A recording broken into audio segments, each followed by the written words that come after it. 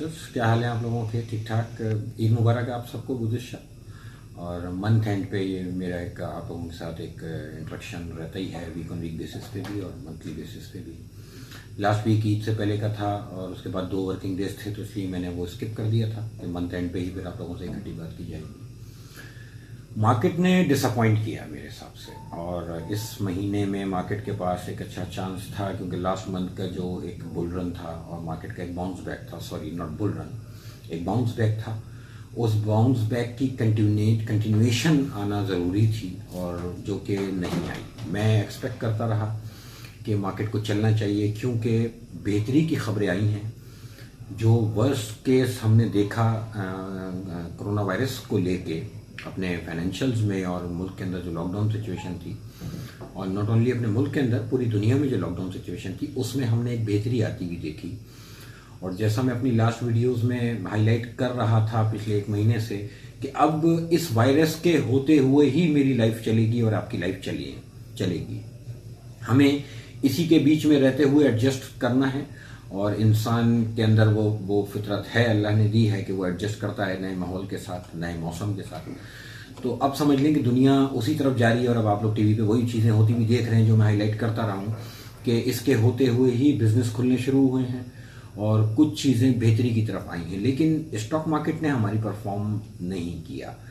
ये महीना 34,000 इंडेक्स पे ओपन हुआ था, और 33,950 अराउंड, यानी 50, 60, 70 पॉइंट मार्केट नेगेटिव ही बंद हुई मंथ ऑन मंथ बेसिस पे। और इस महीने का कोई गेन, और समझ लें कि मार्केट ने कोई खास पॉइंट्स भी लूज नहीं किए, ना कोई अपसाइड दिखाई। इट मीन्स कि मार्केट अभी इस लेवल पे आके, जैसे अगर आप हमारे यहाँ एक आम लैंग्वेज में देखें तो मार्केट थक रही है यहाँ पर सेक्टर वाइज चीज़ों ने परफॉर्म किया। जो सेक्टर पिछले महीने चल रहे थे, आपने देखा कि वो सेक्टर पूरे महीने स्टकअप रहे, और उनमें एक नैरो प्राइस रेंज के अंदर ही उनमें एक्टिविटी रही। कुछ नए सेक्टर्स की नई खबरें मार्केट में अचानक आई, उन्होंने परफॉर्म किया। जैसे कि ऑयल के रिकवरी की वजह से ऑयल सेक्टर ने बाउंस बैक किया, जो कि पहले नहीं हुआ था। अच्छा, इसी तरह फार्मास्यूटिकल सेक्टर ने, उसको एक रीज़न मिला वायरस की वैक्सीन का, और आपने फिर फार्मास्यूटिकल सेक्टर को भी एक अच्छे गेन्स के साथ अपसाइड होते हुए देखा, इसी महीने में देखा, जबकि मार्केट इंडेक्स ने कोई गेन नहीं किया, लेकिन इन सेक्टर्स ने गेन किए। बेसिकली मार्केट जो 28,000 का लो दिखा के 34,000 अराउंड आके रुकी है ना, तो कुछ सेक्टर्स थे जो पीछे रह गए थे, जो जिनकी वैल्यूएशंस जो थी वो 30,000 और 31,000 इंडेक्स वाली थी। और मार्केट में हमेशा ये मैं आप लोगों को बात बताता हूं कि किसी भी टेक्निकल के पीछे एक कोई ना कोई फंडामेंटल होता है। यानी अगर चार्ट्स पे वो चीज़ पॉजिटिव नजर आ रही है तो कोई ना कोई रीज़न होगा, चाहे वो रीज़न जैसे कहते हैं स्पेकुलेटिव हो, या जैसे कहते हैं कि एक शॉर्ट टर्म टाइम पीरियड के अंदर हो, लेकिन एक बहाना बनेगा और उन सेक्टर्स के अंदर वो परफॉर्मेंस आएगी। अच्छा, मार्केट की थ्योरी में ये बात है कि मार्केट ना इन्वेस्टर्स को डॉज देती है, कि आपसे बहुत से अच्छे आइटम जो है वो ऐसे वक्तों में सेल करवा लिए जाते हैं कि दूसरे स्पेकुलेटिव आइटम्स को चला के दिखाया जाता है। क्योंकि हमारे यहाँ जो एक रिटेल इन्वेस्टर है, बेसिकली उसको कोई चीज़ समझाई भी जाए तो भी वो उसको समझने से पहले वो ये देख ही रहा होता है कि मार्केट के अंदर फला शेयर अगर बढ़ा है ना, तो बस अब ये अच्छा ही है क्योंकि बढ़ा है ये, और मेरा दिल चाह रहा है तो मैं लूँ। तो वो सवाल भी अगर पूछेगा ना तो वो 22 होके पूछता है बेसिकली। तो इसलिए इन सेक्टर्स में मैंने किसी को एडवाइस नहीं की है, और जिन सेक्टर्स की रिकवरी आनी थी मेरे हिसाब से उनमें अब यहाँ पे कंसोलिडेशन उन सेक्टर्स में अब आनी चाहिए। ऑयल सेक्टर डिपेंड करता है इंटरनेशनल क्रूड ऑयल के साथ। इंटरनेशनल क्रूड ऑयल में जो ये बाउंस बैक है, उसमें एक तो ये लॉकडाउन जो खुलना शुरू हुआ है, तो कंजम्पशन ऑयल की जो है दुनिया में दोबारा बढ़ी है। दूसरा, थोड़े से जो है वो इंटरनेशनल जियोपॉलिटिकल हालात जो हैं वो गड़बड़ की तरफ हैं। थोड़ी अमेरिका और चाइना जो टेंशन है, और इसी तरह से कुछ ईरान और वेनेजुएला के साथ भी अमेरिका के कुछ ऑयल के मामला ऐसे चल रहे हैं जो कि अभी मीडिया पे इतने ज़्यादा हाईलाइट नहीं हो रहे, लेकिन ये तमाम रीजंस हैं पीछे ऑयल के चलने का। कि अगर कहीं पे भी कोई जिसे कहते हैं कि बॉर्डर टेंशन किसी भी मुल्क में हुई, कहीं पे भी कोई अगर ज़रा सी भी जंग हुई, इंडिया और चाइना का भी एक मसला कॉन्फ्लिक्ट उठ रहा है। फिर आपने देखा कि पाकिस्तान में भी हमारे ऑफिशियल्स जो हैं, हमारा प्राइम मिनिस्टर और वज़ीर ख़ारजा जो है, वो बार बार मीडिया पे उनका बयान चलने का मकसद ये है कि बॉर्डर पे कुछ ना कुछ तो टेंशन है, जो कि खुल के नहीं कही जा सकती, लेकिन इस तरह के बयान दे के कौम को तैयार किया रखा जा सकता है। तो मुझे ये फील हो रहा है कि बाजार का इस महीने रुकना, उसका कोई रीज़न बनता नहीं था सिवाय इसके कि कोई हिडन रीजन है ऐसा जिसको मार्केट अभी देख रही है और मार्केट इसको इवेल्युएट कर रही है। मेरे हिसाब से वो है बॉर्डर टेंशन कि इंडिया के साथ कोई ना कोई हमारा मामला इस वक्त गड़बड़ ऐसा है जिसकी वजह से स्टॉक मार्केट ने अपने आप को यहां कंसोलिडेट किया और नए गेन्स की तरफ नहीं गई। बेशक नीचे भी नहीं आई अभी, लेकिन किसी भी खास रेंज के अंदर, छोटी रेंज के अंदर मार्केट का एक महीने रुक जाना ना नेगेटिव साइन कहलाता है टेक्निकल एनालिसिस के अंदर, कि बाजार ने जो क्लोजिंग दी है मंथली वो अच्छी नहीं दी। मार्केट को कुछ भी करके नेक्स्ट मंथ स्टार्ट होते ही यानी मंडे से ही कोई रीजन ऐसा आ जाए मार्केट के पास कि मार्केट एक शार्प मूव अपसाइड ले ले और 34,400 के लेवल को ब्रेक करके ऊपर सस्टेन करे। मैं इस महीने के लिए, आने वाले महीने के लिए जो पिवट पॉइंट रखूंगा, जो मैं एक बैरोमीटर रखूंगा, अपना एक बेंचमार्क बना के रखूंगा पॉजिटिव और नेगेटिव का, वो 34,400 होगा। इसके नीचे मैं अनकंफर्टेबल हूं।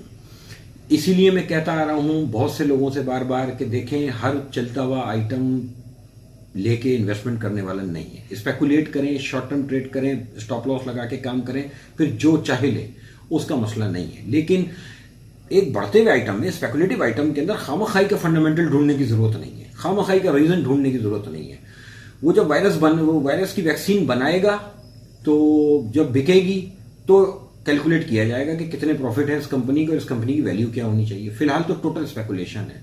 मैं पिछले 2-4 साल पहले भी हम एक फार्मास्यूटिकल के अंदर ये ड्रामा देख चुके हैं ना कि वो कैंसर की वैक्सीन बन रही थी और पूरी दुनिया से कैंसर हम खत्म करने वाले थे पाकिस्तानी, फिर एकदम वो वैक्सीन खत्म हो गई और वो 1300 रुपए का शेयर जो 150 रुपए का हो गया।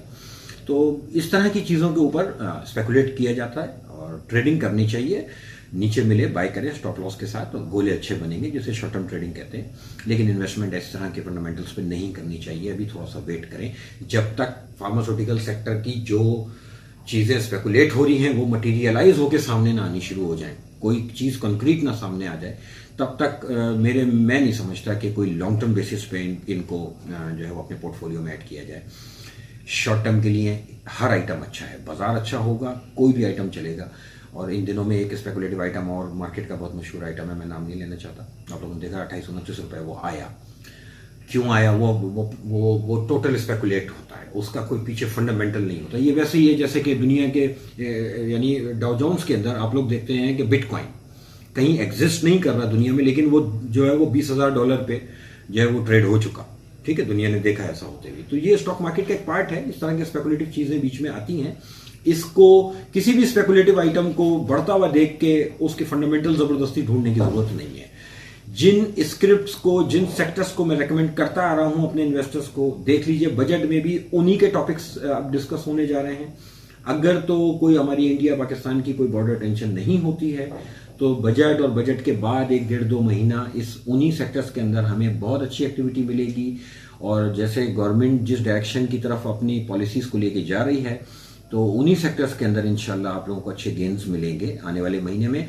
बजट का महीना है, बहुत ज्यादा मार्केट वॉलेटाइल होगी, इतना इजी मत लें। और मैं थोड़ा सा अलर्ट करके जा रहा हूं कि बाजार की क्लोजिंग अच्छी नहीं आई है, होपफुल हूं 33,800, ये ध्यान में रखिए। अब 33,800 बॉटम साइड और कंफर्टेबल मैं रहूंगा 34,400, ये क्रॉस हो जाए तो मैं और कंफर्टेबल हो जाऊंगा। अदरवाइज 33,800 के ऊपर अभी भी मैं होपफुल हूं कि मार्केट को चलना चाहिए। ना चलने का कोई रीजन अभी है नहीं सामने। अगर कोई रीजन आना है तो वो नेक्स्ट कुछ दिनों में सामने आएगा तो ही मार्केट नीचे जाएगी। तो 33,800, 34,400 ये है 600 पॉइंट्स की रेंज। इस रेंज को देखें, इस रेंज के अंदर काम करें। मैंने अपनी एक ऑडियो में पिछले महीने मिड ऑफ द मंथ नहीं बल्कि मंथ के स्टार्ट में ये बात की थी कि अब ब्लू चिप रुक जाएंगे और second tier, third tier scripts के अंदर एक्टिविटी आएगी। वही कुछ होता हुआ देखा। 20-25 रुपए वाला आइटम, 15-20 रुपए वाला आइटम, 40-45 रुपए वाला आइटम, 50-60 रुपए वाला आइटम, इन स्क्रिप्ट्स ने, और फिर पेनी शेयर्स, इन स्क्रिप्ट्स ने जाके यहां पे एक्टिविटी डाइवर्ट हुई है। ब्लू चिप से एक्टिविटी थोड़ी सी डल हुई है।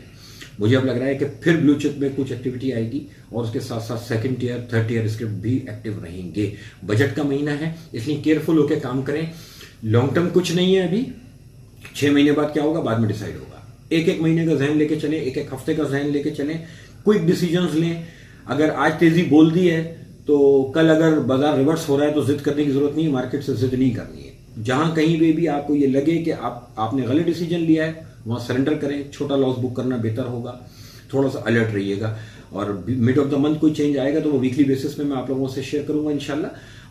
ज़्यादा एग्रेसिव होके नहीं, और मेरे हिसाब से फ्यूचर ट्रेड करने वाले, शॉर्ट टर्म ट्रेडिंग करने वालों के दिन हैं, उनको अच्छे पैसे बनेंगे इंशाल्लाह। आप लोगों के साथ नेक्स्ट वीक में इंशाल्लाह फिर जो है कांटेक्ट में आऊँगा, और फिर जो है वो जो भी लेटेस्ट मार्केट की परफॉर्मेंस होगी उस पर फिर बात करूंगा। इस मंथ के लिए मैंने आपको बताया कि 34,400 को ध्यान में रख के 33,300 बॉटम, 600 पॉइंट के इन बिटवीन जिस तरफ मार्केट लेवल ब्रेक करेगी वहां पे एक बड़ी मूव लेगी। तो इसलिए वेरी कॉशियस और होपफुल, इंशाल्लाह अल्लाह बेहतर करेगा। Thank you.